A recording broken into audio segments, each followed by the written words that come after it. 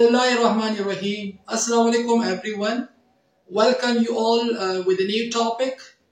मैं हूं फजल रहमान काकड़ और आप मेरा YouTube चैनल देख रहे हैं लीगल अवेयरनेस। दोस्तों, आज के लीगल अवेयरनेस के नशिस्त में मैं बात करूंगा बड़ा ही important topic, how to challenge fake निकाहनामा।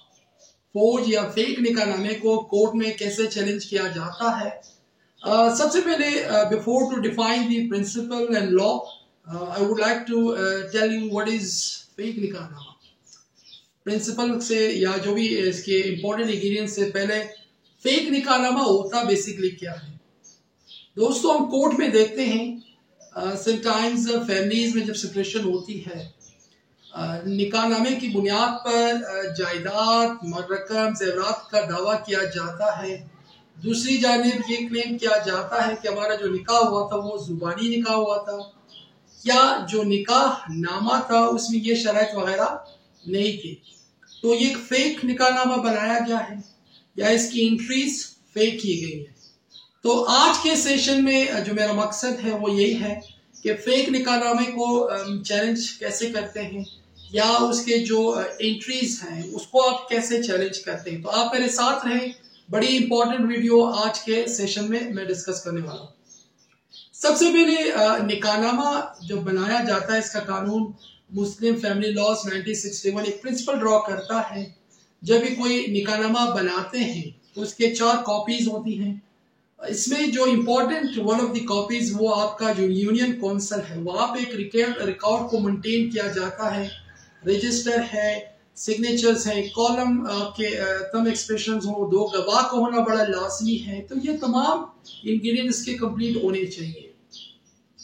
इसी तरह अगर कोई जाली बनाता है, फेक उसमें कंडीशंस वो पुट करता है, तो इसको आप चैलेंज करने के लिए जो इसका रेलेवेंट लॉ है वो स्पेसिफिक रिलीफ एक्ट सेक्शन 39 के तहत आप फेक डॉक्यूमेंट्स को चैलेंज कर सकते हैं।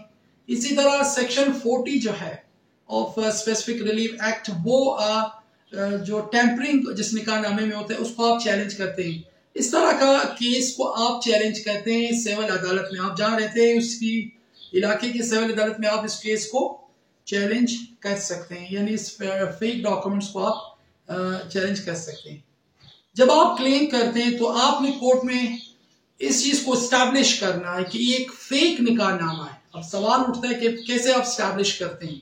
आप कहते हो इसमें जो सिग्नेचर्स हैं वो मेरे नहीं है, ये ग्राउंड हो सकता है। आप ये ग्राउंड ले सकते हैं इस पे जो गवाह है वो फेक है, ये जो निकाहनामा है ये अनरजिस्टर्ड है, ये रजिस्टर्ड नहीं है, इसका कोई सरकारी रिकॉर्ड नहीं है, और इसमें जो शराइत है अगर उसके बाबत आप कहते हो कि इसकी टेम्परिंग हुई है, तो ये तमाम ग्राउंड्स की बुनियाद पे आप अपने इलाके के सिविल अदालत में कैंसलेशन का दावा कर सकते हैं कि निकाहनामा कैंसिल हो और उसके खिलाफ कानूनी कार्रवाई हो। तो आप बर्डन ऑफ प्रूफ आप पे ये चीजें आपने एस्टैब्लिश करनी है। सिविल अदालत में आप केस लगाएंगे, केस लगाते वक्त आप अपने एक सॉलिड एविडेंस पेश करेंगे। आपने ये साबित करना है, फॉर एग्जांपल ये निकाहनामा सरकारी दायरे से रजिस्टर्ड नहीं है, तो आपने मुतल्लिका जो सरकारी इदारा है जैसे मेट्रोपॉलिटन या उसका जो सब ब्रांच यूनियन काउंसिल में जो उसके ऑफिसेज है, वहां से आपने रिकॉर्ड पेश करना है कि एक नॉन रजिस्टर्ड निकाहनामा है, एक जाली निकाहनामा है, तो एक सरकारी गवाह को आप पेश करें ताकि आपके केस को वो सपोर्ट कर सके। इसी तरह रजिस्टर जैसे कि फेक सिग्नेचर्स होते हैं, फेक सिग्नेचर्स का जो कानून है उसको बाकायदा उसे डील करता है कानून शहादत आर्टिकल 59। वो एक प्रोसीजर डिफाइन करता है सिग्नेचर को कैसे कंपैरिजन करते हैं, कैसे साबित किया जा सकता है। तो उस कानून के तहत आप अपने सिग्नेचर को साबित करवा सकते हैं कि ये जो निकाहनामे पे सिग्नेचर हुआ है ये फेक सिग्नेचर है, ये मेरा नहीं है। नादरा से आप रिकॉर्ड मंगवा सकते हैं अपने सिग्नेचर के हवाले से, क्योंकि नादरा जो शनाख्ती कार्ड का सिग्नेचर है वो आपका ऑफिशियल माना जाता है। उस सिग्नेचर के मुताबिक अगर आप पे चेक पे लिख के देते हैं या आप किसी स्टाम्प पेपर पे लिख के देते हैं, so that is very important. तो आपने इसको साबित करना है, 2 गवाह आपने प्रोड्यूस करने हैं, गवाह ने ये चीजें साबित करनी है कि ये चीज जो था ये फेक है। तो बिल्कुल आप चैलेंज कर सकते हैं। सवाल ये कि इतनी ये जो एविडेंस है आपने थ्रू सॉलिड यानी आपने उसको कोर्ट में पेश करके इसको साबित करना है। अगर आप इसको साबित करने में नाकाम रहते हैं तो बर्डन ऑफ प्रूफ फिर शिफ्ट हो जाता है दूसरी जानिब। तो आप कहते हो ये फेक निकाहनामा है तो आपने इसको साबित करना है। तो आज का सेक्शन का मकसद यही था कि फेक निकाहनामे को बिल्कुल आप चैलेंज कर सकते हैं, कानून मौजूद है और आपने कोर्ट में इसके एविडेंस को पेश करना है ताकि कल आपको इस फेक निकाहनामे की बुनियाद पे ब्लैकमेल ना किया जाए। जायदाद के मसले होते हैं, प्रॉपर्टी के मसले होते हैं, तो ये तमाम इश्यूज आप हल कर सकते हैं इसको कैंसिल करवा के। तो दोस्तों आज का सेशन यहाँ तक।